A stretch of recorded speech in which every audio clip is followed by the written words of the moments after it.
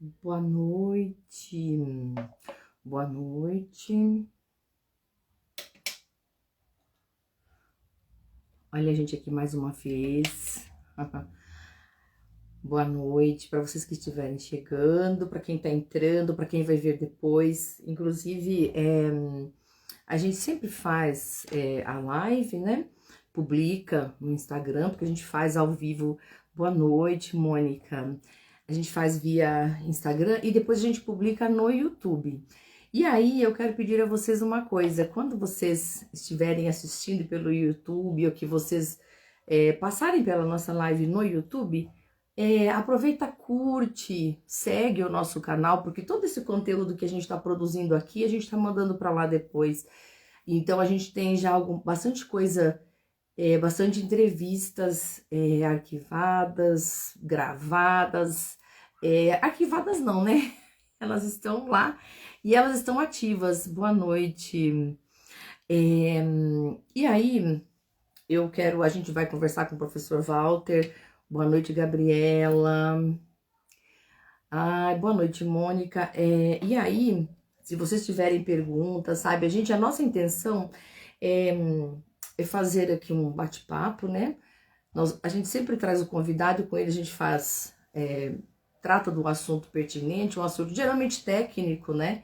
Sobre algum assunto do momento, algum assunto que, nesse caso do autismo, ele foi realmente a pedidos. Boa noite. E o que acontece? Planeja, né, as nossas lives, nossas conversas todas, para que a gente consiga, deixa eu só fazer aqui uma coisa, peraí, para que a gente consiga ter ao longo um planejamento, e aí a gente faz, no caso do assunto do autismo, a gente está fazendo uma maratona, vamos dizer assim, no mês da conscientização na questão do espectro do autismo, né?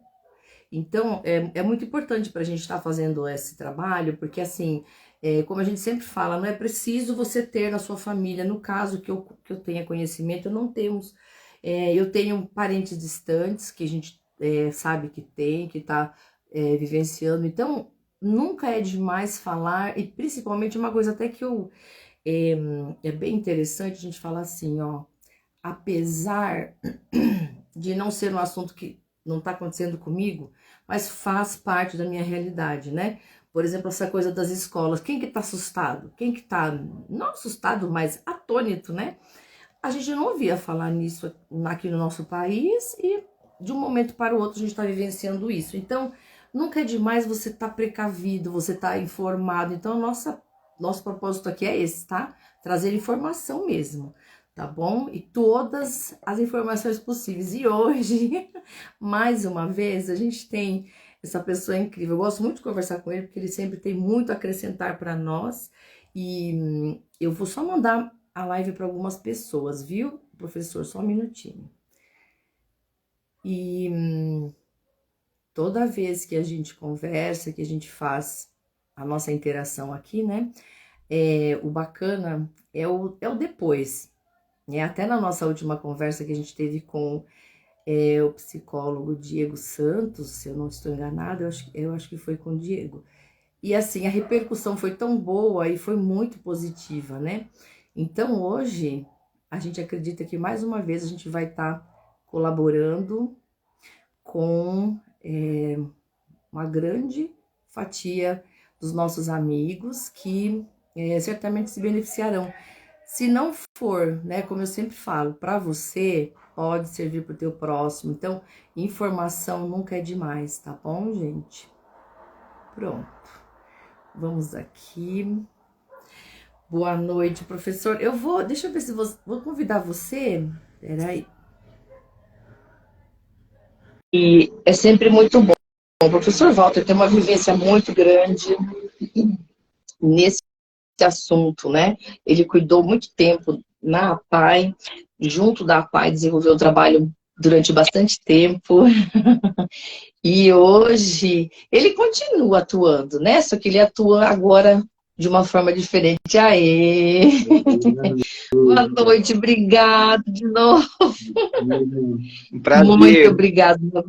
Muito bom ter você aqui, professor. Nossa, assim, quando eu conversei com você, eu falei, ai, tomara que ele possa, porque assim, é sempre muito bom quando você vem e traz para a gente toda a informação que você traz, a vivência, porque a gente está falando agora é disso mesmo, né?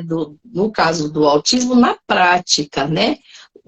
Como é que é a coisa ali no dia a dia mesmo, né? As rotinas. Sexta-feira a gente vai conversar com mais umas meninas, são três terapeutas, elas trabalham com música, elas são psicólogas e elas vão colaborar também bastante com a gente, né? E na semana passada, a gente falou a respeito, acho que foi na semana passada, a respeito da aceitação, sabe aquilo, né? Quanto que faz diferença a intervenção precoce, esse termo, ele é muito usado, inclusive ele é tema de TCCs, as meninas, elas usam esse tema como tema central mesmo para um trabalho, para suas pesquisas, porque realmente faz diferença, né? Então, a gente quer começar bem daí mesmo, sabe? Quanto que é bom a pessoa tendo a consciência, né, de tudo aquilo ali que ela está vivendo. Às vezes ela não tem nem a consciência, né? Ela vai, com o tempo, perceber. Então, o impacto é positivo, né? Desde os primeiros aquilo da pessoa se abrir para os tratamentos, é aceitação, afinal de contas, né? A gente sabe que às vezes não é fácil pelo medo, preconceitos, julgamentos, né? A gente sabe disso tudo, mas você pode dar, inclusive, algumas dicas também para os pais que vão nos assistir depois, não é? Pode falar. Boa noite, seja bem-vindo. O microfone é seu, como falava antigamente, né? Pode. Obrigado, internet. Boa noite a você. É um prazer estar aqui novamente, a gente batendo um papo. Ao pessoal aí que já entrou, os que vão nos depois também assistir. É isso aí. A gente está. Eu penso assim como você também. É sempre muito importante a gente conversar, refletir, trocar ideias. A gente se ajuda muito dessa forma, né? A gente aprende um com o outro, com as experiências, né? Com os estudos, com o conhecimento que cada um tem, né? Na vida, aí, dentro do seu trabalho, da sua profissão, da sua vivência, como pai, como mãe, ou como profissional, como terapeuta, como educador, né?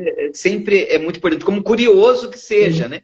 Mas enquanto sociedade, acho que você trouxe isso, que eu acho muito legal. Eu penso desta maneira, né? Enquanto sociedade, enquanto cidadão, né, o quanto nós temos que amadurecer e crescer e entender que nós somos responsáveis, né, ou pelo menos corresponsáveis, né, por tudo, por todos, e em especial hoje falando da inclusão, falando do transtorno espectro autista, né, nós precisamos, nós estamos implicados diante de tudo isso enquanto sociedade, né, então precisamos conhecer, precisamos fazer a nossa parte, né, aonde a gente estiver atuando. Então, eu acho muito importante, sim. Acredito que ainda isso precisa ser amplificado, precisa ser potencializado, com certeza. Eu acho que essa visão não é ainda... não é o que pega ainda, infelizmente, né? Esse é o meu ponto de vista. As pessoas ainda não aprenderam ainda a entender que a dinâmica da vida é essa em sociedade. Né? A gente tem uma prática ainda muito retrógrada, muito isolada, muito desarticulada, né? Muito individualista. E hoje a sociedade, né? A vida, o tempo que nós vivemos, ela chama a gente para um outro formato, né? De viver mesmo e olhar para o outro, né? E ajudar naquilo que se pode, naquilo que se tem, né? Então, perfeito, viu? Parabéns aí para você por essa luta sua, por esse empenho seu e a sua dedicação em levar sempre essas conversas, esse diálogo, né? Muito bacana, viu? Muito prazer mesmo. Então, a gente fala assim, você falou que falta muito, a gente precisaria expandir mais, falar mais, e a gente estava falando justamente sobre isso esses dias. A gente tem que fazer mais barulho sobre essas coisas que são assuntos delicados, né? E às vezes ficam assim à margem, toca-se no assunto muito vez ou outra, e deixa estar, né? Que tem pessoas gritando ali do lado, precisando de ajuda, de repente, né? E a gente falando, olha, você não sabe o que tem? Ó, já existe, já tem, né? Tem, e a gente fazer barulho, acho que a gente vai ter que começar por aí, fazendo barulho. E aí, nem que seja, como você falou, na base da curiosidade. Aqui a gente está fazendo a pedido de uma mãe que, inicialmente, muito desesperada, ela falou, eu preciso de orientação, não tenho nenhuma, né? Como eu já te falei. E aí, a gente está agora aqui, nós já estamos lá na sexta, nós vamos para a sétima, todas as entrevistas voltadas para o assunto. E eu acho que vai ser bom, muita gente vai se beneficiar, né? Mas então, fala pra gente, né? Como que um pai e uma mãe que de repente tem a dificuldade de aceitar o diagnóstico no filho, o que que ela está deixando de fazer pelo filho, ou o que que o filho está perdendo com isso? Então, Janete, falar em desenvolvimento humano, né? E aí pensando aí na primeiríssima infância, desenvolvimento infantil, não tem como falar em estimulação, né? Porque a criança ela vai aprender a partir mesmo dos estímulos do meio, né? Com o núcleo com que ela vive, com as pessoas com que ela convive, porque ela aprende pela comparação, né? Ela aprende copiando, por imitação, né? É do próprio do ser humano isso. Então, essa socialização,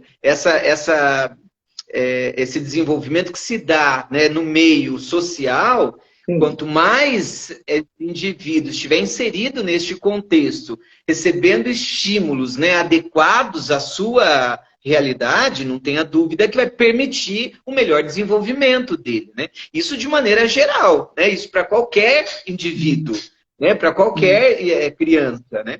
Mas quando a gente pega uma criança que daí tem uma deficiência, no caso do espectro autista, como ele tem já uma deficiência, um problema, né, de desenvolvimento que está relacionado ao neurológico, então, mais do que nunca, é preciso investir no estímulo, porque ele já vai ter já uma deficiência, né? Então ele já tem já ali um rompimento, um probleminha ali, que eu preciso ser mais apoio, né, para ele, para que ele consiga desenvolver o máximo possível diante do seu potencial. Se eu não faço isso, ele fica muito mais limitado, né?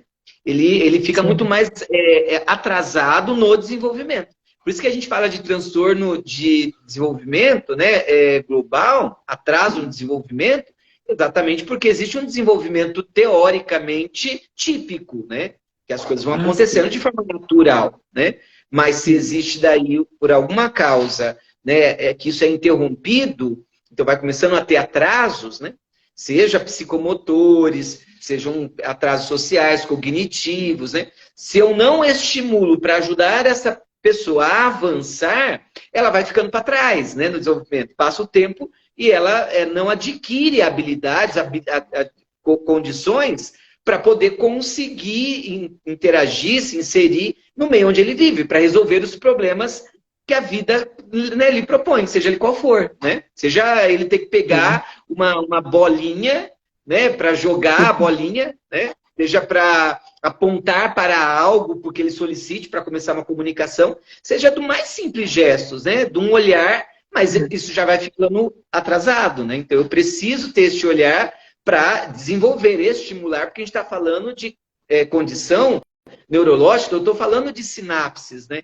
Estou falando de impulsos nervosos, estou falando de conexões neuronais que são extremamente importantes, especialmente no início do desenvolvimento. Então, se eu não faço isso logo no início, precocemente, que você estava, né, dizendo ali, não significa que fazendo lá na frente também não há resultados. Lógico que há. Porém, quanto mais cedo, melhor, porque essa criança ela está mais disposta, ela está mais pronta, né, pelo próprio desenvolvimento, para conseguir fazer essas conexões, fazer, né, essa absorção do aprendizado propriamente dito. Não sei se deu para entender. Com certeza, eu entendi. Você tá, então, assim, com certeza, essa intervenção, essa descoberta, essa preocupação, né, das crianças ainda menores, porque, assim, tem aquilo do atraso na fala, os primeiros sinais, porque eu tinha pensado assim também, até cheguei a comentar. Muitas vezes as pessoas ficam preocupadas com aqueles primeiros sinais. Ai, atrasou na fala. Porque eu até perguntei para você da outra vez, né? Os sinais característicos, né? Se é que tem, né? Se é que a gente consegue dizer assim, tem sinais característicos.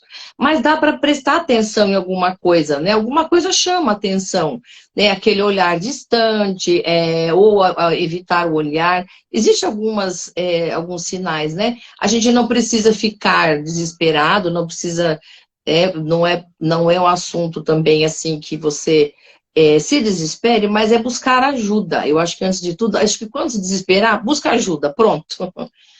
De alguém que possa te ajudar, te orientar. Né? Quando que a gente deve prestar mais atenção, né? Para aí então falar, eu acho que eu devo levar para diagnosticar, investigar.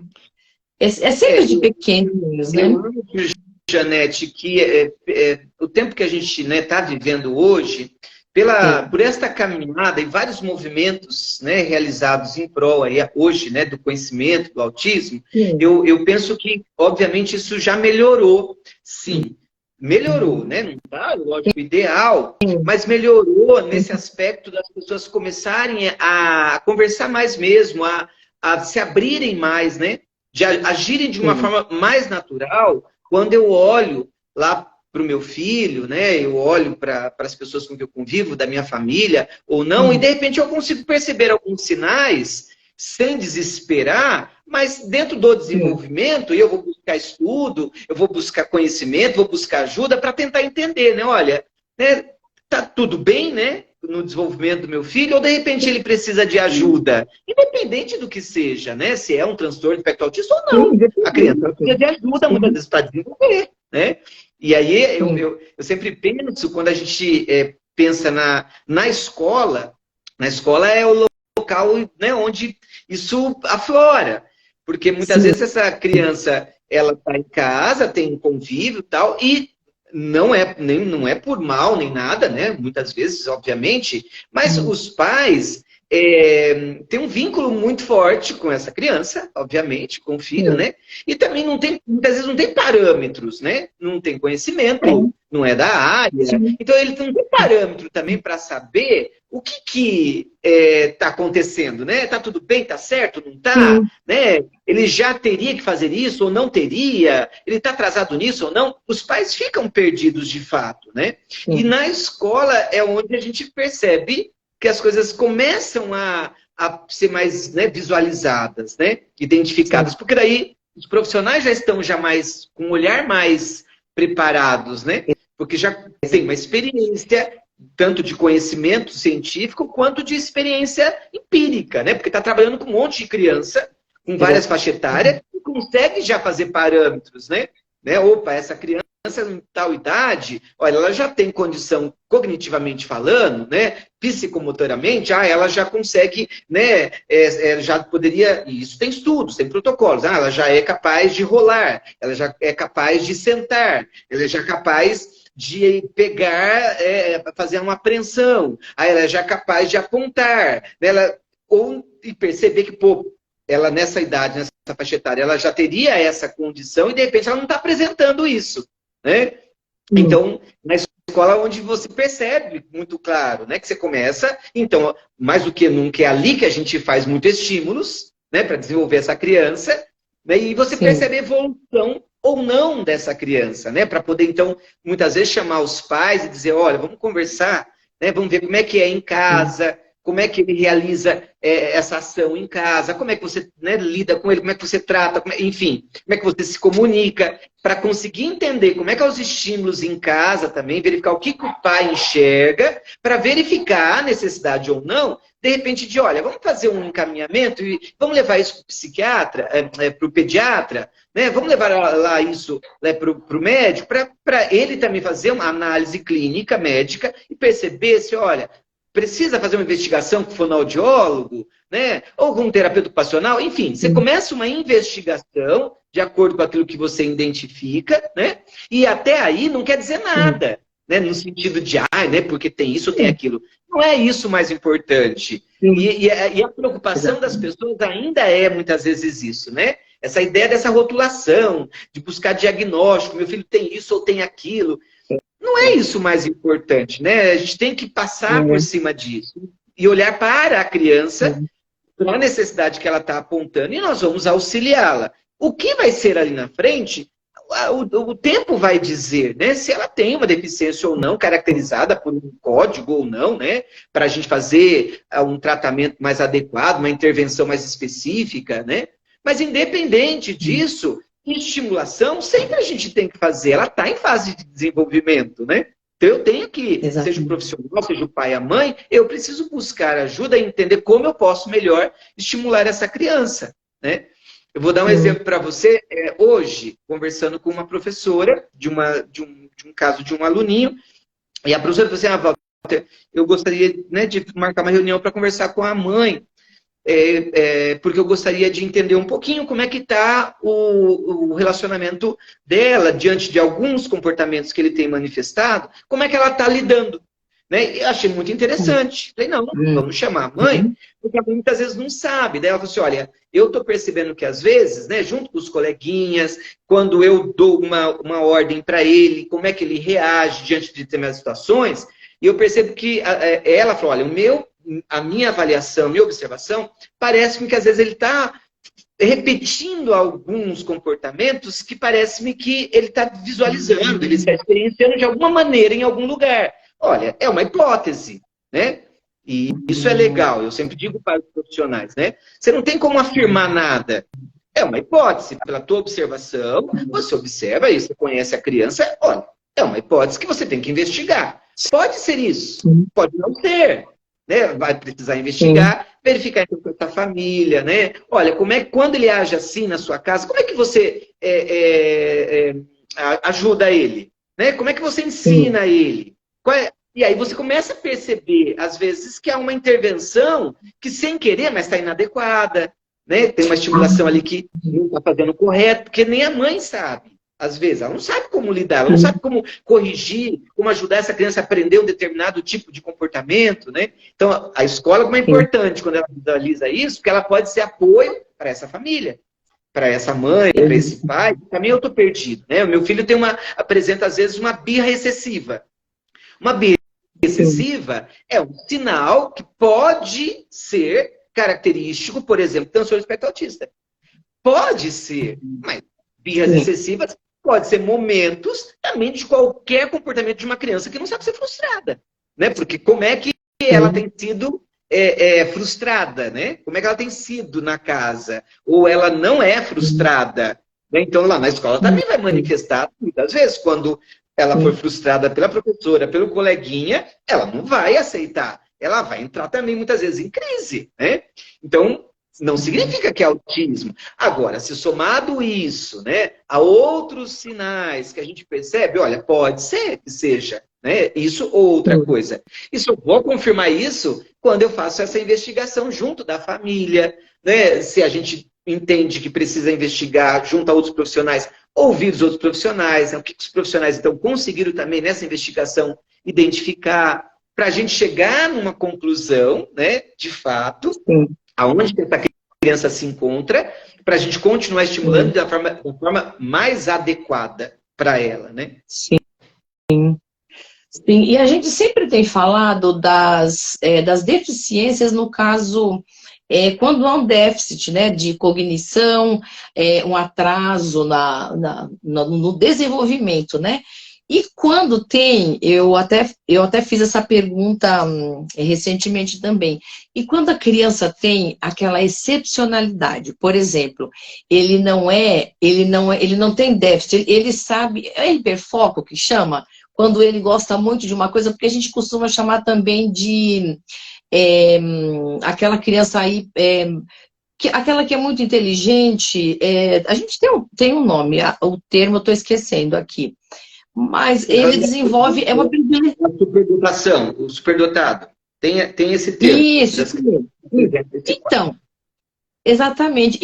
Eu tive o relato de uma mãe, assim, desesperada, porque ela falando, a minha filha não quer ir para a escola mais, porque para ela, tudo aquilo ali que ela já viu, que ela está vendo, ela não tem interesse, porque é tudo muito fácil, ela não faz conexão mesmo com aquilo, porque para ela é desinteressante, né? Então, é também um aspecto, a criança pode estar ela tem, porque tem aquilo, né? Ela desenvolve uma predileção, por exemplo, criança com 2 anos falando todo o alfabeto em inglês, palavras em inglês e etc. É uma característica curiosa também, né? Do espectro.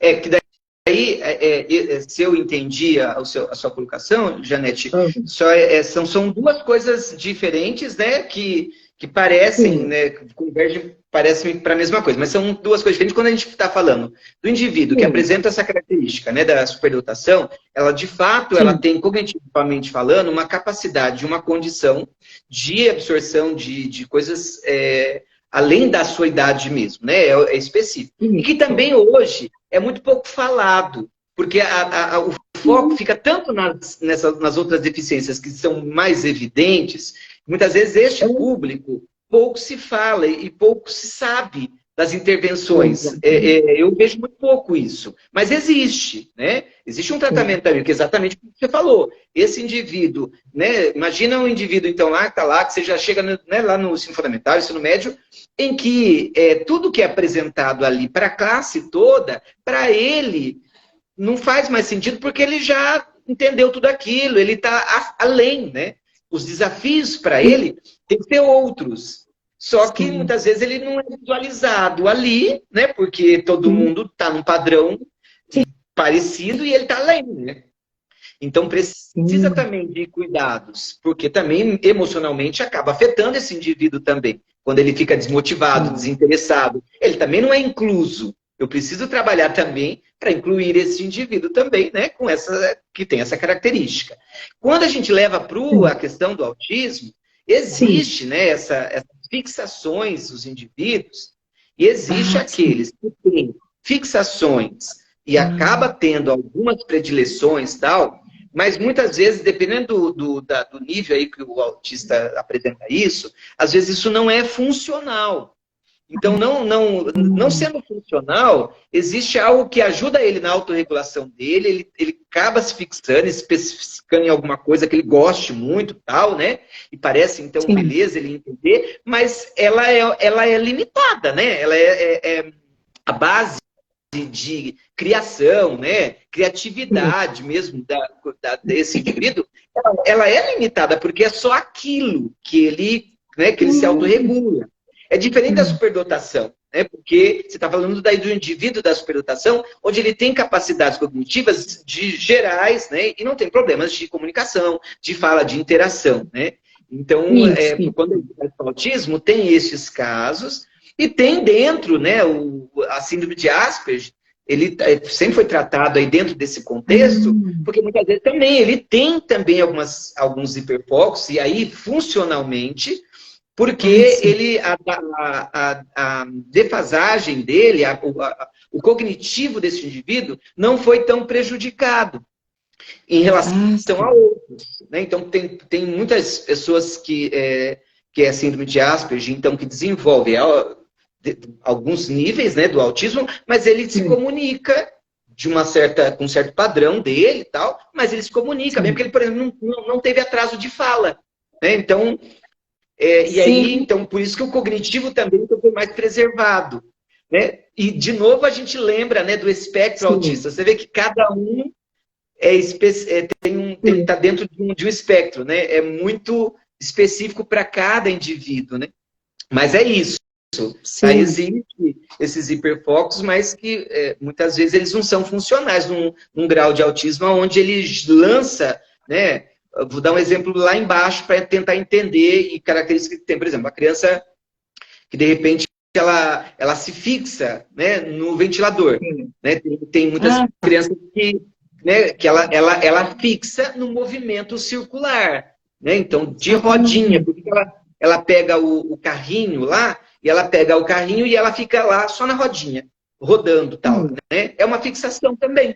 né? E não é funcional, porque ela não pega o carrinho e vai brincar com o carrinho, cria ali, né, uma história com o carrinho. A criatividade não existe. É só realmente uma autorregulação deste movimento que o atrai, por exemplo, aí do movimento da roda circular, né?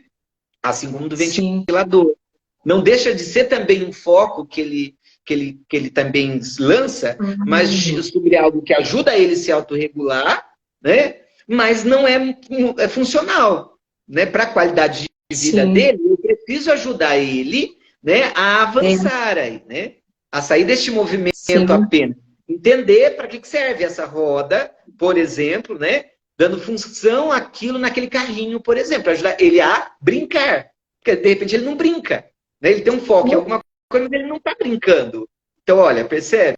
E a brincadeira, por exemplo, né, traz a imaginação, né, o simbólico, que faz parte do desenvolvimento humano e da criança. Se isso não está acontecendo, olha, então está existindo um atraso aí. Mas ele está focado em alguma coisa. Percebe? Sim, sim, é realmente muito complexo, né? Realmente. E a gente fala bastante das crianças, mas você. E sobre o autismo em adultos, né? Que agora, com o passar do tempo, até aqui, ó, tem uma fala da minha amiga aqui, ó, a Edith, ela está falando que esse assunto ele é tão pertinente, né? Que no passado, que todos querem esclarecer, então. E antes poderia ter falado mais a respeito, mas havia muito julgamento, né? Porque é mesmo, né? Aquilo de as crianças, assim, o mais fácil seria deixar realmente as crianças em casa, a gente não mexe com esse assunto, né? Não tá indo bem, a melhor coisa é deixar em casa e vamos ver como é que tudo acontece, né? Então, a gente percebe que, assim, até falando, né? Mas fala-se tanto nisso hoje, será que no passado existia, né? Por que está falando nisso muito hoje? No passado, como que era, sabe? O que você falaria a respeito do autismo em adultos? Não, existia sim. É Mentira. que a gente não tem muitas vezes, né? Eu desconheço estudos, né, quantitativos para a gente poder dar números, né? Mas sim, a gente observa que muitos adultos hoje tinham autismo, mas ninguém nem sabia que era autismo. Ele Ah, apresentava características de dificuldades na escola, de interação, de aprendizado, de comportamento, e foi tratado com indisciplina, com falta de educação, com N coisas, né? De não educação dada pela família, de não cuidar. Esses julgamentos que, né, nós estamos falando aí, que a colega exatamente. colocou aí também. Então, isso sempre Sim. já existia, só que não se tinha conhecimento e ajuda. Hoje, que nós temos mais conhecimento, temos leis, né, que garantem aí acesso e também, né, atendimento e de qualidade. Mesmo hoje, ainda, nós temos ainda, né, Pois é. pessoas com falta de conhecimento ou ainda contrárias àquilo que já foi conquistado. Eu conheço profissionais que não acreditam na inclusão. Elas não acreditam, não acham que os deficientes devem estar numa escola regular, porque antigamente não havia isso. Eles não estavam nas escolas regulares, existiam as escolas especiais. Eles eram segregados mesmo, né? Então tinha as APAES, hoje em dia não tem mais escola. Salvo exceção, tem alguns casos que sim, porque são necessários, né? Mas antigamente era tudo lá. Então tinha as APAES, elas tinham uma escola dentro da APAE e esses indivíduos só ficavam lá. Depois, com esse crescimento de entender a inclusão, né? Com a ideia de acesso, de qualidade, e não só de integração, mas de interação, palavras que foram surgindo com o tempo, né, na evolução aí da história. Né? E hoje a gente Sim. entende que a inclusão, né, não é simplesmente também o fato de pegar os indivíduos que têm uma deficiência e colocar junto com os outros que de repente não apresentam. Então, tipo, não é só isso, inclusão. E antigamente também foi feito isso. Né? Eu dou acesso, mas também não dou qualidade, não dou atenção, não ajudo, não capacito os profissionais, não dou auxílio às famílias. Não, então, também, né? Então, há uma crítica muito grande de vários profissionais por conta disso. E é válida, né? Quando é feita dessa maneira, está errado mesmo. Por outro lado, é uma briga, é uma luta. É o que você falou no início aí, eu também acredito com você. A gente precisa, às vezes, fazer um barulho mesmo, né? E aí as Sim, famílias, né, a sociedade, de maneira geral, porque se você não faz isso, você também entra, né, numa onda que às vezes você começa a regredir, é achar que, né, que tem que voltar para trás mesmo, que isso então não dá certo, não, que não é assim. Então, mas daí você não está incluindo, você não está olhando para o ser humano, você não está olhando para a sociedade, e aí? Né? Então, porque não é só então integrar esse indivíduo, mas é permitir a interação dele neste meio. E para fazer isso, aí você precisa de investimento, você precisa de capacitação, você precisa buscar conhecimento, para ter técnicas, né, ferramentas, recursos, aonde eu acho que é a grande problemática em tudo na nossa sociedade. Né? Infelizmente, porque entra questões políticas, entra o poder público aí, que precisa de olhar para a saúde, olhar para a educação, olhar para a segurança e fazer investimentos, né? Pensando no ser humano. Se isso não acontece, a gente vai capengando. Você vê que, infelizmente, a gente vive uma realidade onde a saúde capenga, a educação capenga, né? Ali capenga, a gente trabalha com o que se tem, é aquela luta, né? E aí a inclusão, ela acontece em alguns locais sim, em alguns locais mais ou menos, né? Alguns locais não acontece, fica só fachada, mas é uma realidade nossa, de enfrentar isso, de lutar para melhorar isso. Não ficar só reclamando e criticando por aquilo que não se tem, mas olhar para esse ser humano, né?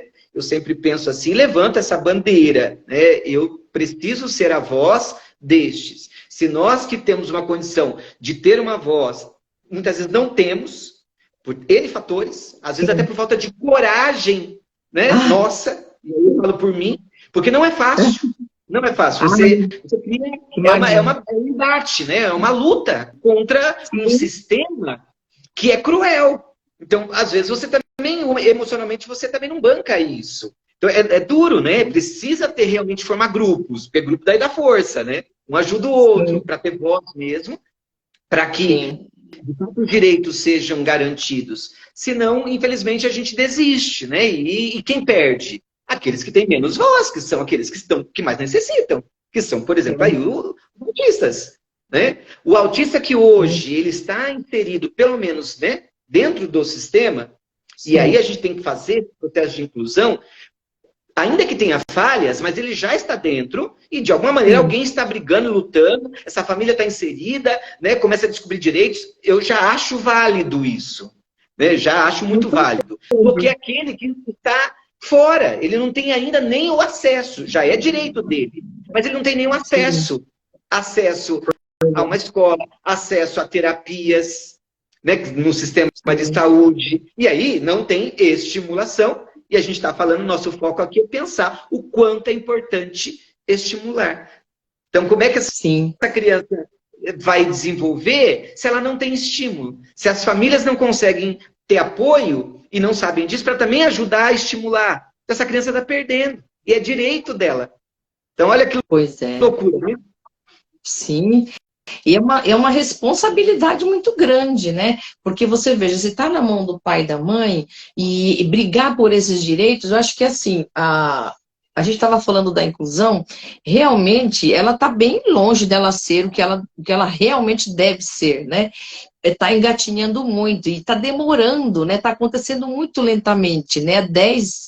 Deixa eu ver, há uns 15 anos atrás já se falava tanto, foi quando começou a aparecer mais o assunto de inclusão, parecia até modinha, eu falei isso da outra vez, e é aquilo que você falou, na fachada, né, a bela viola, né, mas assim, hoje, a gente não vai desistir, claro que não. Eu também sou pedagoga, né? Eu falo que eu tenho vontade eu gosto dessa dinâmica, mas eu, conversando com professoras, né, com o pessoal que trabalha junto, que hoje está dentro das salas de aulas, acompanhando um ou outro caso, né?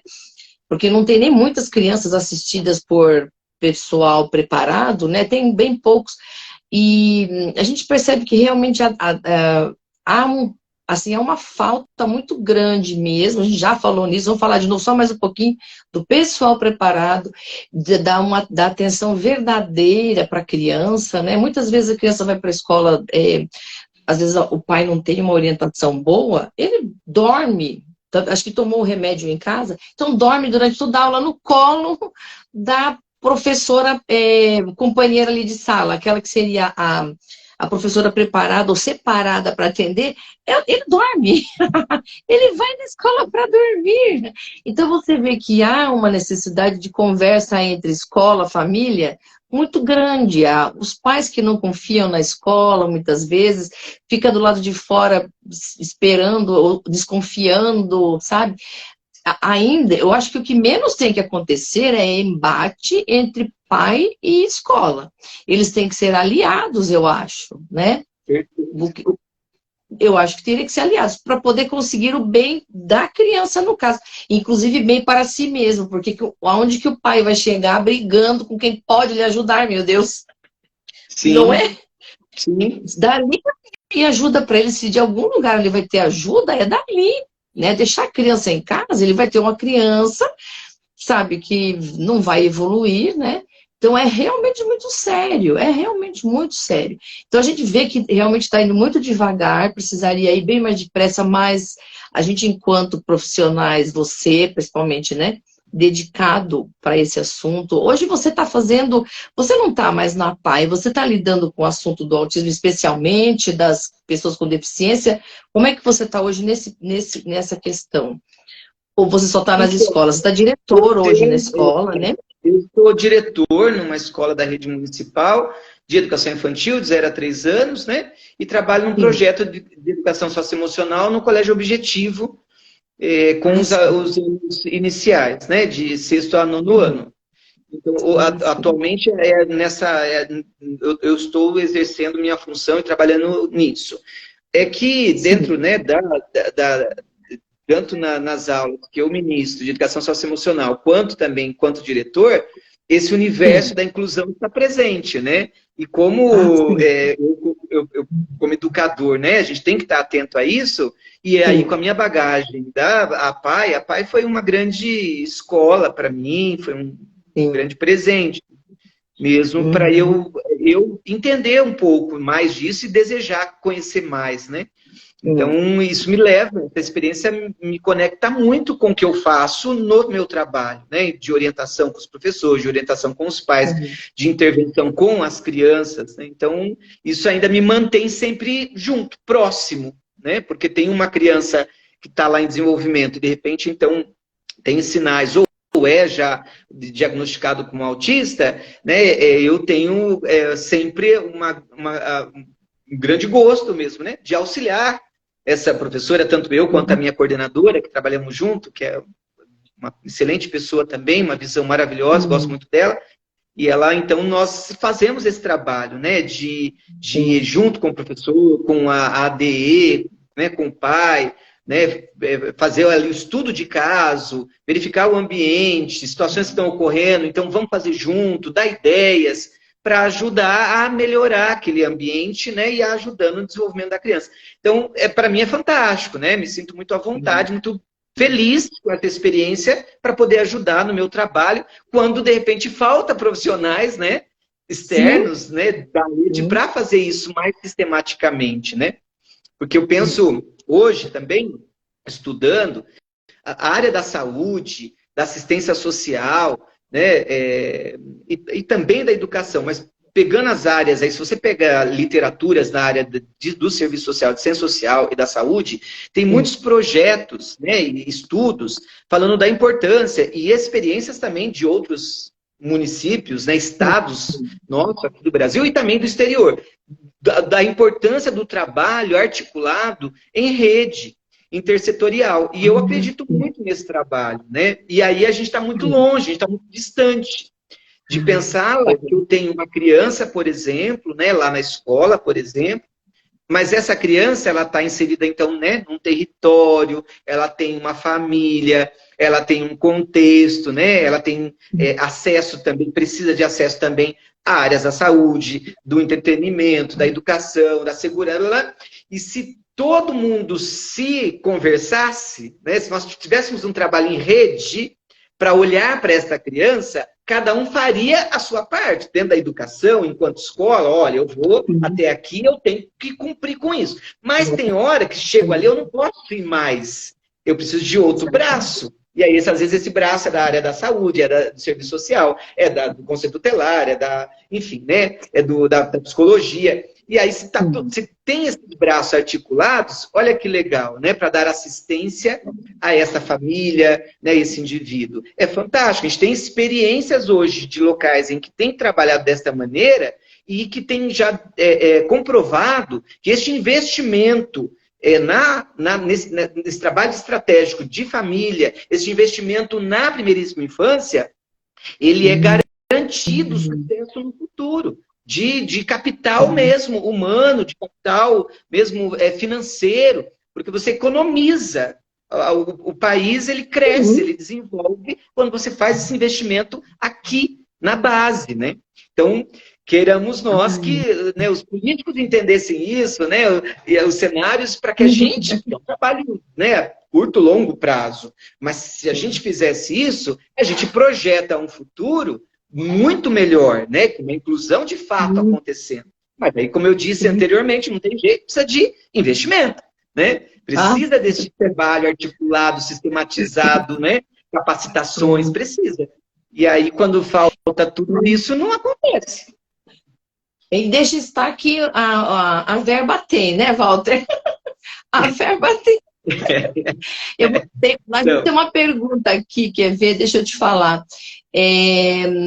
Como é feita a abordagem quando o familiar não admite que a criança não precisa, né? Deixa eu ver.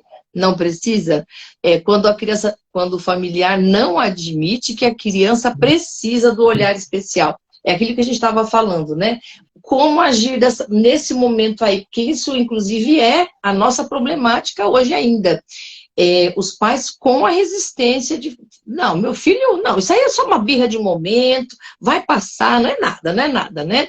Deixa isso para longe, senão, né, conduz aquele comportamento, tenta levar de alguma forma para fazer com que a criança caia em si, ou sei lá, porque, e às vezes não se trata de uma birra normal numa criança, né? E aí, que abordagem fazer? Isso é muito importante. Como chegar nesse pai e falar, olha, sabe? Isso daí eu tive um caso muito presente recentemente, dessa maneira, a criança já tinha 5, 6 anos, não falava, não se comunicava, e uma resistência muito grande. Os pais, não, tá tudo certo. Tem muito daquilo assim, ó, sabe aquilo que as meninas, hoje as mães recentes, elas falam muito assim, a gente precisa aprender a respeitar o tempo de cada criança. Você já ouviu essa fala? Sim. Sim. Cada criança tem o seu tempo, precisa respeitar. Tá certo, precisa mesmo, né? Eu acho que nós somos seres humanos um diferente dos outros. Mas, né? E quando passou do limite, até tem aquilo. Mas qual que é o limite? Enfim, né? É muito interessante mesmo isso, né? Muita coisa para a gente falar, pensar nisso. Porque quando a gente está falando de respeitar o tempo da criança, como você, eu concordo, é óbvio. A gente não estaríamos errados em dizer o contrário, né? Mas, quando a gente está falando de respeitar o tempo da criança, mas também não é do nada. Não é respeitar o tempo da criança e deixa rolar e eu não é isso, né? A gente tem um olhar sensível. A gente tem um olhar embasado também neste desenvolvimento que já é comprovado cientificamente também, né? Como que essa criança aprende, como ela desenvolve. Né? Então, quando a gente pega na área da educação, eu sempre também, né, falo com as professoras lá. Porque mesmo dentro das nossas áreas, isso em qualquer área, mas falando da educação, às vezes a gente se perde. E aí a gente fica no senso comum, a gente fica nas práticas, né, né, instauradas, criadas aí na história, mas daquilo que aprendemos com o nosso pai, com a nossa mãe, que a gente fez com os nossos filhos. E aí eu sempre, né, falo com as profissionais lá, falo, gente, a gente não pode esquecer que aqui a gente é especialista, devemos ser na área da educação. Então, se a gente é especialista, viu, a gente não pode viver no senso comum. Existem bases teóricas que comprovam na prática o que está acontecendo. Então, por que a gente tem concepções pedagógicas que a gente adota? Porque foram feitos estudos comprovados, né, que como é que a criança aprende. Então, eu não faço do meu jeito. Não, né? Eu consigo entender um pouquinho o tempo dessa criança. Né? E aí eu consigo fazer intervenções adequadas, né? Eu deixo, a gente, é que nem o brincar, né? Para entender isso, lembrei agora. A gente sempre fala na escola, os profissionais, que a brincadeira ela é extremamente importante, né? Ali é um momento de grande aprendizado, existe por detrás de uma brincadeira muita intenção pedagógica, pensando na especialista enquanto educação, né? Porém, para a criança, o brincar é livre. Então, percebe, é muito diferente eu falar isso, né? Olha, a brincadeira ela é livre. De fato, ela é livre para a criança.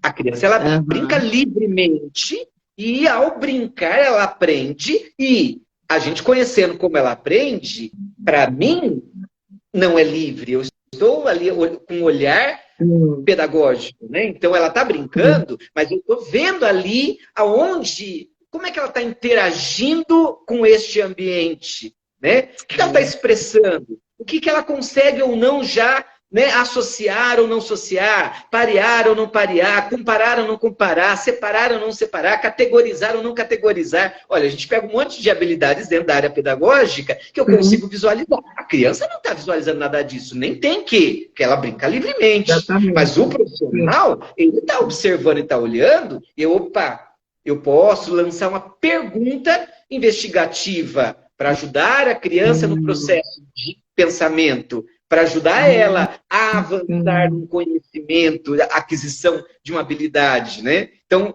é muito diferente você pensar no tempo, né? Cada um tem o seu tempo. Sim, é o que nós estamos falando, mas olhando para o lado adulto e com esse olhar sensível, tanto do pai quanto do profissional, opa, né? A gente vai olhar, mas perceber. Né? Opa, vamos pegar o exemplo do desfraude. A gente sempre diz isso também, porque era uma prática nas escolas e que eram completamente erradas, e eu acredito que em alguns locais isso ainda ocorra, né? De que há uma forçação, que a criança ela tem que desfraudar em tal idade, loucura. E hoje, a gente sabe, opa, a gente tem que sim esperar o tempo da criança, mas a gente faz estímulos com essa criança que ela vai aprender a conhecer o seu próprio corpo, entender o controle dos esfíncteres, o que o corpo dela tem a ver com este ambiente, com o emocional, né? Como é que lidam com isso, com o que ela entrega, com o que ela retém. Enfim, hoje a gente tem um monte de conhecimento desse indivíduo que me permite esperar ele me dar sinais. Então, a gente sempre fala, olha, que hora que está pronto para desfraudar, por exemplo? Então, a hora que a criança te dizer. Mas como é que a criança vai te dizer? Ela não vai dizer, olha, agora eu estou pronto para desfraudar. Não existe isso, né? Na linguagem da criança, ela vai te dizer com sinais. Sinais que mostram que ela está pronta. Né? Olha, que eu já começo a apontar, eu modifico o meu comportamento, né, emocional e físico, eu já começo a me incomodar com algo, eu já consigo reconhecer ali, né, aquele espaço do banheiro, por exemplo. Enfim, quando ela vai dando sinais para você, opa, então olha, ela está me dizendo que ela está dando sinais de prontidão. Aí eu vou intervir e ajudar ela neste processo de retirada. Olha como é sensível. Eu estou respeitando o tempo da criança. Eu estou respeitando. Mas fazendo, né, intencionalmente, eu estou fazendo estratégias que ajude a ela nesse desenvolvimento. Então, eu acho que esse olhar, né, Janete, é difícil mesmo. É um olhar muito pedagógico, eu vejo, né? E que claramente as pessoas que não trabalham com a área da pedagogia, não é pedagogo, pode ter muito mais dificuldade, né, de conseguir fazer esse caminhar. Porém, é possível também, no olhar de pai, de mãe, a gente pode ajudá-los, a ajudar a eles a fazer esse processo. Por isso, a parceria é importantíssima com a escola, né? Porque daí a escola vai dar elementos, vai dar condições a essa mãe conseguir perceber como ela está escutando essa criança e como ela pode fazer em casa, né? Porque na escola, então, a gente também vai fazer assim para ajudar essa criança a deslanchar por si só, né? Sim. E aí, no caso ali daquela mãezinha que perguntou, o parente não quer aceitar como Como abordar? Essa é uma pergunta muito boa. Maravilhosa. Então, eu diria o seguinte, não existe receita, né? Não tem como, para nada, né? E para isso também não, porque eu sei que quando a gente depara com isso, há uma angústia que Sim, não deve ser nós fácil. experimentamos, né? Em perceber a resistência, né? Desse Sim. familiar. Então, é uma angústia que nós temos que enfrentar. Seja um amigo, seja um parente, um irmão, um tio, um padrinho, que vê e fala, meu Deus, né, ele não aceita a uma angústia, assim como do professor, né, que às vezes fala, meu Deus, né, o pai não aceita, a mãe não entende, não, olha, tá aqui, tá visível, tá claro, precisa. Né? Então, eu entendo, primeiro, que a gente precisa controlar a nossa própria ansiedade, a nossa angústia, tratar isso em nós, né? Porque isso já vai ser uma postura que vai ajudar o outro a quebrar as resistências dele. Porque quando ele está nessa resistência muito grande, a gente tem que entender que este indivíduo, ele está precisando de ajuda primeiro. Ele não consegue olhar isso para o filho, porque há um grau de sofrimento muito forte nele. Essa não aceitação é porque ele não conseguiu verbalizar, este sofrimento de não conseguir, de repente, projetar ali no filho dele as expectativas que ele tinha. Né, de um filho que fosse um jogador de futebol, um filho que fizesse isso e aquilo, um filho que fosse bailarina, que fosse bailarina. Né? Então, essas expectativas que é do ser humano, que precisam ser trabalhadas. Né? A psicanálise nos ensina, através de Freud, que os nossos filhos, muitas vezes, né, nós projetamos, né, nos nossos filhos a nós mesmos. Né? Nós cuidamos dos nossos filhos como nós gostaríamos que nós tivéssemos sido cuidados, né? Então, a falta em nós, a gente completa lá nos filhos, né? Naqueles que estão à nossa volta. Então, é interessante essa visão, né? Porque, de fato, isso é muitas vezes uma projeção inconsciente, então o indivíduo nem sabe disso, ele não percebe, mas ele necessita de cuidados, né? Porque muitas vezes faltou também nele ali, existe algo nele da experiência da vida dele que foi traumática. Então, eu não consigo também olhar para lá, para aquilo que alerta, né? que aponta para uma dor que eu tenha. Então, tentando responder a pergunta, eu vejo assim, que é preciso não desistir e acolher sempre esses. Então, eu tenho que suportar essa resistência do outro. Entender que a resistência dele, mas expressa um sofrimento. Então, aprenda a ouvir, escute, acolha. E, obviamente, falar com propriedade, mas tentando quebrar essas resistências sem simplesmente apontando o dedo. Mas é através de estratégias lúdicas mesmo, é através de conversa, de diálogo, fazendo-o enxergar aquilo que precisa ser visto. Né? É trazer isso de uma forma delicada. Né? Não é fácil, muitas vezes precisa de um profissional, né? Um psicólogo, um psicanalista, para ajudar esse indivíduo nesse processo. Né? Às vezes quem está ali no meio ali não consegue mesmo, né? No vínculo, não é fácil. Mas é isso, é uma tentativa, né? Quando eu penso, né, num pai resistente na escola, né, dentro do ambiente de trabalho. Olha, o que a gente vai fazer? Olha, a gente, né, vai chamar os pais para conversar. Eu sempre preparo uma equipe lá, né? E aí eu tenho certeza que todos os profissionais, os diretores procuram fazer isso. Olha, como é que você vai abordar esse pai, né? Porque se o professor chega também, né, para o pai, para descarregar lá, né? Olha, seu filho, né? Vou dar um exemplo para você. Uma criança, isso independente, mas do transtorno espectro autista, que de repente ele está com um comportamento mais desorganizado, de repente já passou da idade, mas ele ainda, de repente, ainda está lá na fase oral, e para ele poder se defender de alguma coisa, quando ele é frustrado, ele morde o coleguinha. Mas, ó, a mordida já passou. Seria lá no berçário 1, no berçário 2, né? De repente, ele está lá no maternal 2, ele está lá no pré, e ele, de repente, ainda morde o colega. Acontece. Ele arranha o colega. E aí, você vai pegar e mandar lá no bilhete, lá na agenda, olha, o seu filho teve um comportamento indisciplinado. Percebe?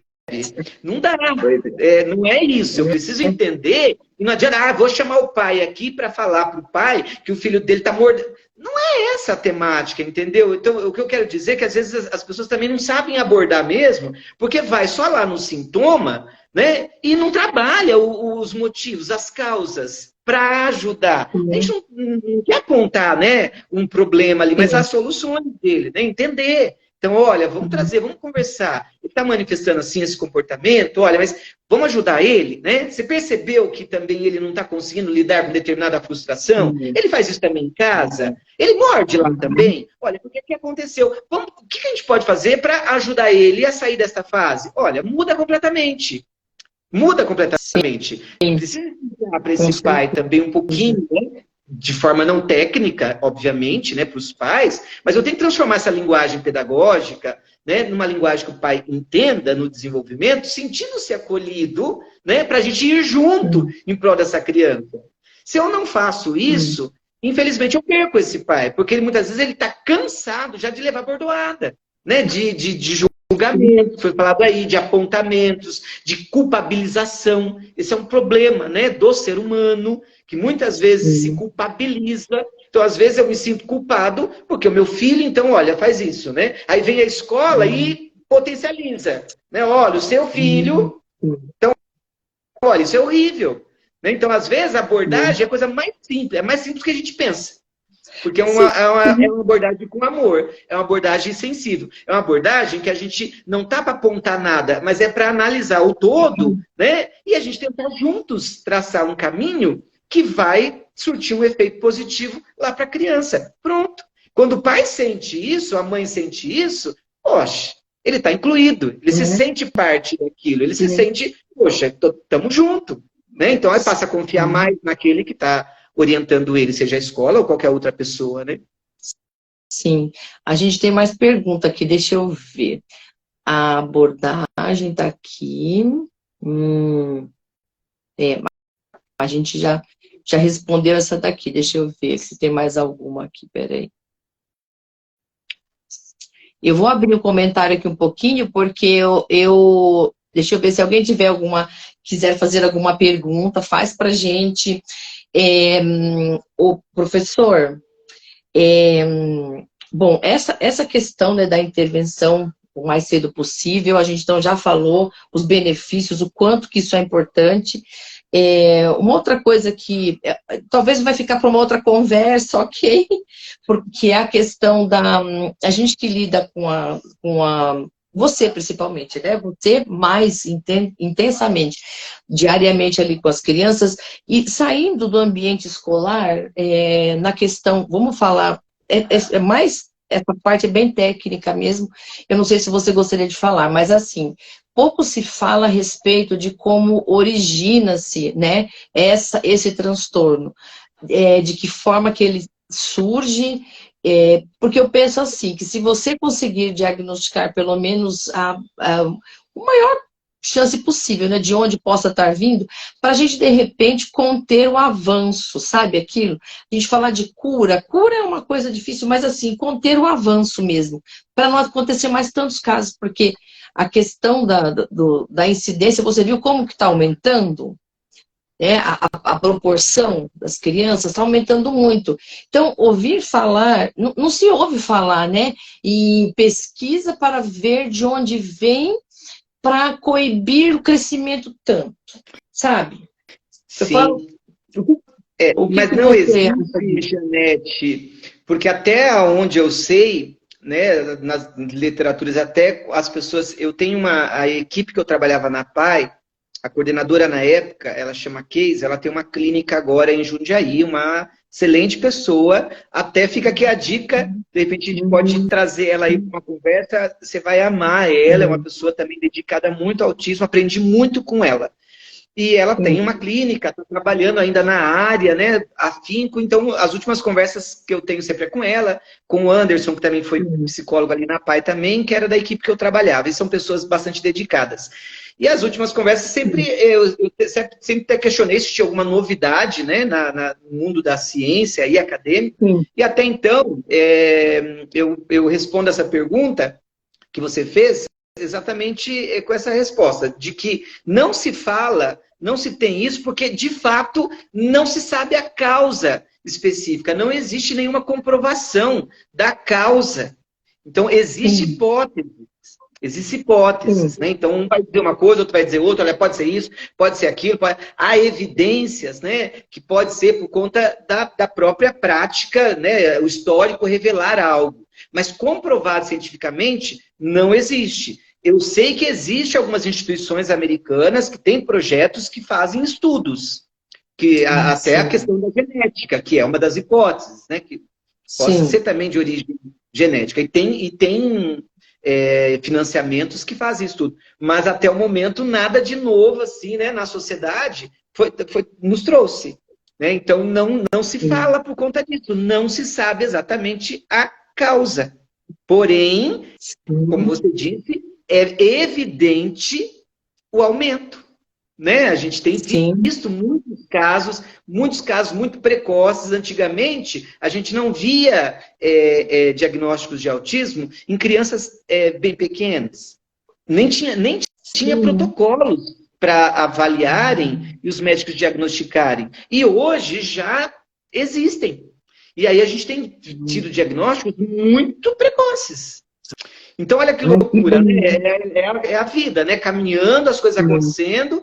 E com certeza muitas novidades no mundo acadêmico ainda virão para nós sobre o autismo, porque ainda é uma caixinha de surpresas, né, em relação à causa. E deve ser alguma coisa muito forte, assim, muito corriqueira, porque do jeito que está aumentando, é alguma coisa que a gente está fazendo muito, né? Porque, não, assim, mesmo que tenha sido transmitido geneticamente, de alguma forma, não era para estar crescendo tanto, porque pela proporção, então era para ser metade da humanidade apresentar, né, o transtorno para então transmitir nos seus genes para os próximos, né, na sua descendência. E a gente percebe que é alguma coisa assim muito... A gente deve estar fazendo alguma coisa bem corriqueiramente, a gente deve estar... Não está na água, não, mas é quase isso. É quase isso, né? É bem... Meu Deus, você sabe que tem algumas coisas, porque pelo fato de ser uma deficiência, né, um transtorno de ordem neurológica, né, e a gente não vê, né, a criança olhando para ela é uma criança normal, é uma criança que tá tudo bem até ali, né, e a gente percebe que tem alguma coisa errada quando ela começa a dar sinais bem fortes, então, né, e assim, é um universo, eu estava conversando, na sexta-feira a gente vai conversar com umas meninas. Eu gostaria de aqui publicamente parabenizar a cidade de Indaiatuba. Pelo menos 5 centros, uma cidade que não é tão grande, né? Mas tem pelo menos 2 centros assim, públicos, mais ou menos tem ONG, tem 2 da iniciativa privada, são acho que uns 5 centros de atendimento, não só para criança, como para família, e de um atendimento no geral. Eles vão a shoppings, a turma vai passear no meio, vai mesmo fazer, sabe, incursões assim que as crianças realmente, você percebe, está sendo feito um serviço bem atencioso, profundo, né? Então eu quero parabenizar a cidade de Indaiatuba. Maravilha. Então, porque aqui a gente está com, assim, parece que tu tem um instituto, né, alguma coisa assim, eu não sei qual que é como é que é, né, em Itu, porque temos a região aqui, né, mas a gente realmente, além da PAI, não temos outro centro que possa dar apoio vamos dizer, por exemplo, esse pai que não aceita a dificuldade, o transtorno no filho, ou filho com desenvolvimento prejudicado. Né? A gente não tem aqui, além da PAI, né? Não temos. Não. Não tem.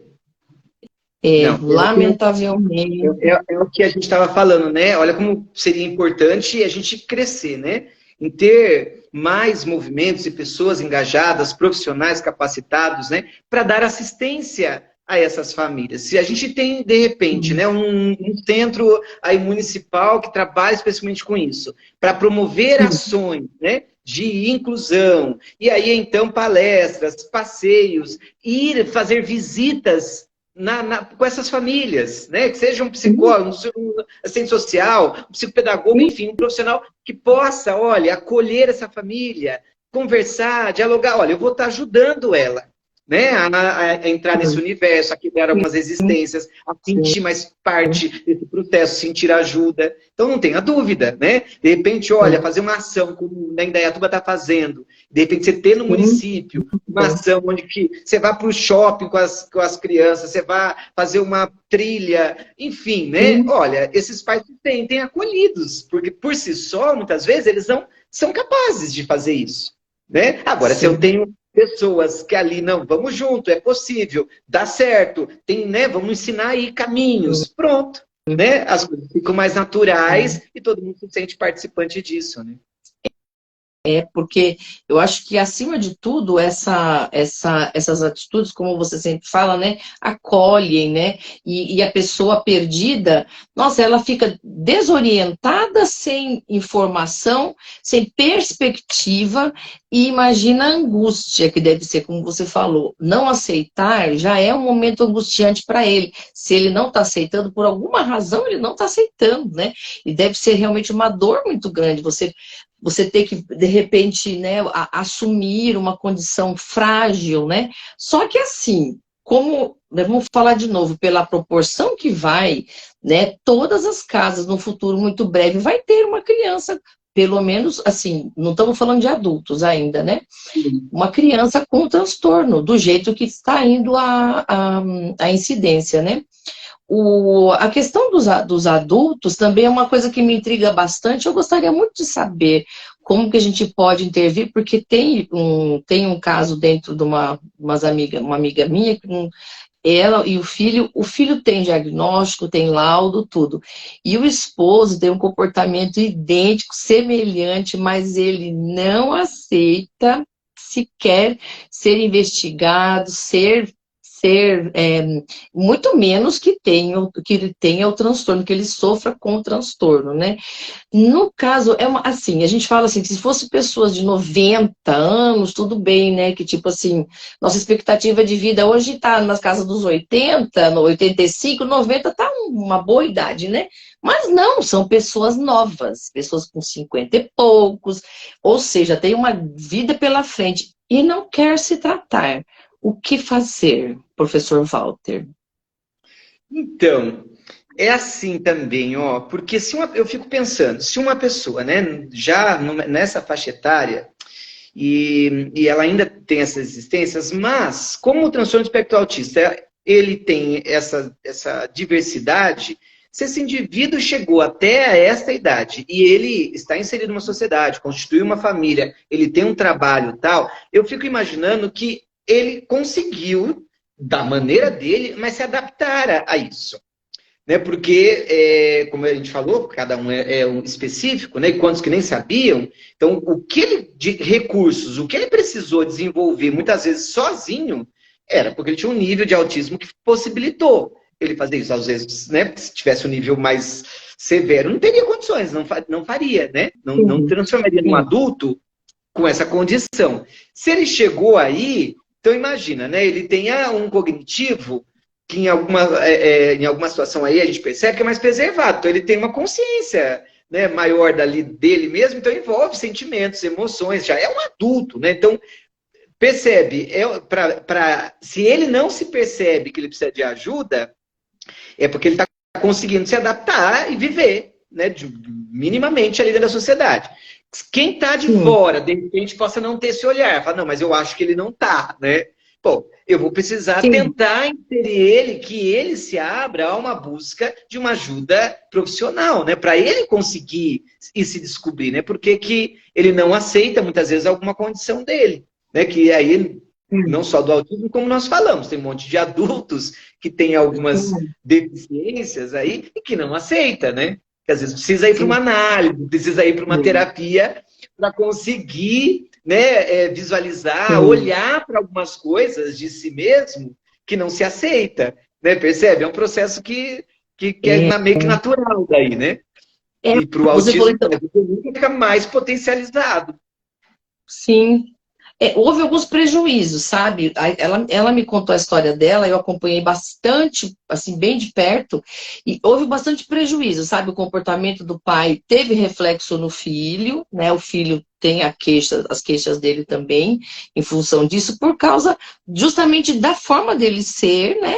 Que havia uma reserva, não era um pai assim participativo, na fala da esposa, ela própria disse que ela teve que fazer vista grossa para, tipo assim, para chegar até os 50 e tantos, muitos anos de casado, tudo, mas ela fez aquele papel assim de vou fazer de conta que eu não estou vendo para poder viver, sabe isso? Então ele chegou até ali, mas graças a alguém que se submeteu, entendeu? De isso daí. Sim,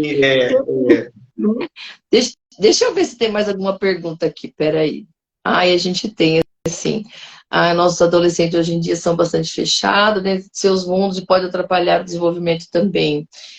Ah, tá. Ah, entendi. Então, porque a gente também pode confundir, eu estava falando dos superdotados, né? A gente pode fazer uma confusão com aquele que tem a predileção ou o hiperfoco, né, no caso. E aqui no caso, a mãe está perguntando a respeito quando a gente, como não confundir, né? Uma criança introspectiva, ela não gosta de interação, ela é introspectiva com um sintoma do transtorno, de repente. Como não confundir? Então, Dá aí, pra neste caso, é sempre pensar que as coisas não andam sozinhas, né? Então, se tem uma introspecção, mas se ela é causada, né, por conta do autismo, isso não vai estar sozinho, isso vai estar associado também a outras características que são marcantes, né? E desde da interação social, quanto à comunicação, os comportamentos estereotipados, né? Essas questões restritivas que o autismo muito tem, né? Então, você vai ter que somar com outras características que trazem prejuízo para a vida social dele, né? Porque às vezes, aí é uma forma de você conseguir separar. Porque se for só uma introspecção, outras características não vão aparecer. É só introspecção mesmo, que pode ser, então, de um perfil de uma timidez muito rígida, né? De uma educação muito censurada, enfim, que leva a pessoa, né? E aí eu posso também trabalhar isso, né? Cada um. Mas aí é só ali, né? Não tem outros aspectos aparecendo. No autismo vai aparecer outros aspectos, porque ele não anda sozinho, só com isso determina o autismo, entendeu? Isso é muito importante falar, né? Que quando for ser investigada alguma situação, é bom pelo menos você olhar assim, cinco, sei lá, existe um número X que você usa como protocolo para padronizar, não, né? Ou não.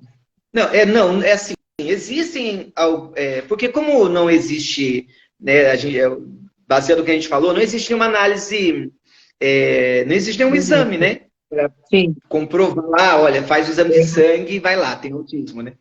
Então, as avaliações, elas são avaliações baseadas em testes, em protocolos, de uma avaliação baseada mesmo na análise clínica mesmo ali do indivíduo, né? Então, como que ele dá respostas diante de situações baseada, né, em toda a questão das noções do indivíduo, né, social, da comunicação, da interação, né, do comportamento. Então, a partir dessa avaliação de diversas situações, você vai conseguindo, então, verificar se ele é elegível, né, para vários aspectos, a quantidade de respostas que ele dá para aquilo, entendeu? Mas não existe existe um parâmetro, né? Você tem até, desde alguns protocolos, vai ter porcentagens, né? Daquilo que ele deu de resposta para dizer, olha, então, nossa, né? Apareceu bastante comportamentos aqui que são elegíveis para um autismo, por exemplo, tá? Que de repente uma avaliação psicopedagógica vai dentro do foco da aprendizagem, ele vai avaliar. Aí o terapeuta ocupacional, ele vai pegar também os vários aspectos do autismo, mas focando nas questões, né, da terapia ocupacional. O fonoaudiólogo vai pegar todas as questões do autismo, mas vai focar nos aspectos da comunicação. E aí, cada um vai verificar, nossa, aqui elegeu, né? Não, aqui elegeu. Numa avaliação multidisciplinar, acaba chegando num consenso de que, olha, todo mundo aqui conseguiu ver que ele apresentou muitos comportamentos em todas as áreas. É assim que daí é criados relatórios multidisciplinares, né, para mandar para um neurologista, para um pediatra, né, para um psiquiatra, enfim, para ele poder, a partir das avaliações e análise dele, ele chegar num diagnóstico. Sim, sim. Assim, até a gente já está conversando há bastante tempo e daqui a pouco a gente pode encerrar. Mas uma coisa que eu acho curiosa é que, assim, até teve na nossa postagem hoje, né, na chamada para nossa live, teve um comentário é uma avó, é uma avó ou é uma tia? Agora eu não tenho certeza. Mas eles têm, né, na família, uma criança que agora já está com 18 anos, então é um adolescente, né? E ela fala as coisas mais lindas a respeito do assunto, porque ela fala, é um anjo de luz, é um ser iluminado, é uma criança maravilhosa, é uma pessoa maravilhosa, porque deve ser uma criança que transmite paz e tudo isso, né? E ela falando que ela praticamente, ela ama, ela, por não dizer idolatra as pessoas que entendem, cuidam e trabalham para o bem dessas pessoinhas tão especiais, né?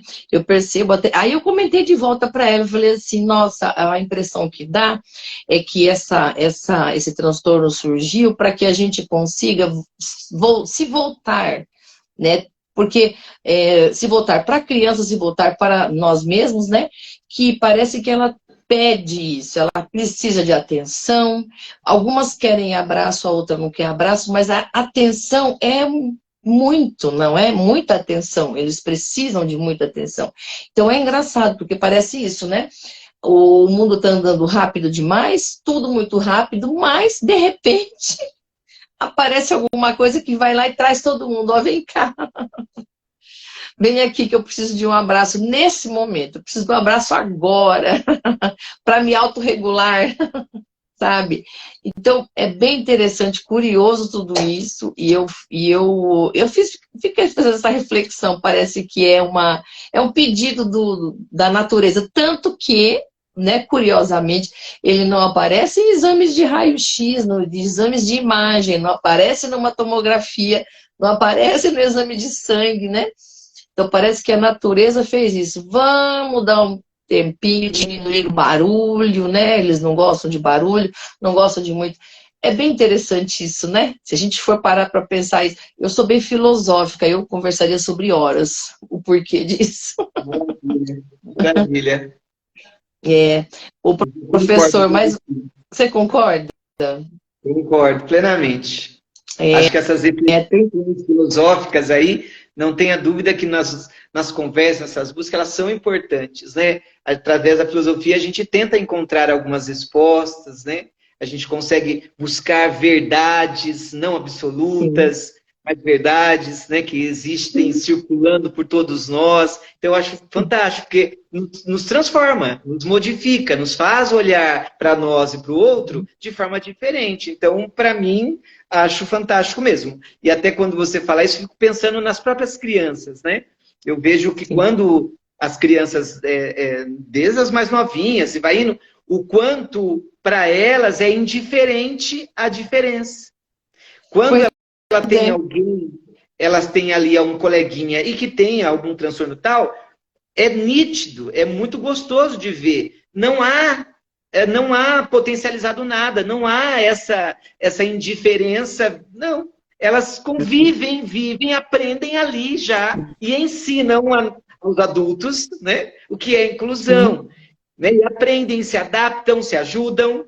Né? Infelizmente, é o adulto que não viveu essa experiência, que não filosofou, que não mergulhou nisso, que às vezes cria, né, o que nós temos hoje, não aceitando a diversidade. Se as crianças são educadas, são incluídas e mostradas, aprendendo a respeitar a cada um, como cada um é, as suas diferenças, olha, a gente tem uma sociedade muito melhor, muito menos preconceituosa, muito menos violenta, muito menos intolerante. Então, acho que o que você falou é perfeito, é maravilhoso. Vem para nos trazer essas reflexões, sim. É, eu acho bem interessante, e eu acho que vale a pena, sim, a reflexão. Meu telefone abaixou, eu te ouvi desse tamaninho, mas eu te ouvi. Olha, mais uma vez, muito obrigada de novo, viu? Você interrompeu a sua semana, no meio da sua semana, você veio nos atender e deixar aqui sua contribuição. Obrigado de novo, viu? Eu que agradeço. Mesmo. É sempre um prazer bater um papo aí com você, com o teu público aí que te segue, os colegas aí, as minhas colegas, professoras, amigas, minhas irmãs que entram, amigos. Que delícia, viu? Muito gostoso, eu que agradeço, viu? Um prazer enorme que a gente sempre possa promover isso aí, a gente tem que estar junto. Sim, agradeço mesmo. E a gente vai conseguir. Vamos fazer barulho, professor Walter. Aí, estamos Né? juntos. Tá certo. Deus abençoe, viu? Um bom descanso, fica com Deus. Bom descanso também. Amém. A gente, na sexta-feira, a gente vai ter as meninas, porque a gente vai conversar também. É uma moçada jovem que já está com esse olhar também voltados para essas questões, sabe? Essa sensibilidade, porque eu acho que, antes de tudo, se a pessoa não for sensível, ela nem tem que se meter nesse assunto, sabe? Não pode, não tem como, porque tem que ser sensível, né? Eu acho. Obrigado, viu, professor? Mais uma vez, boa noite. Boa noite a todos que ficaram conosco.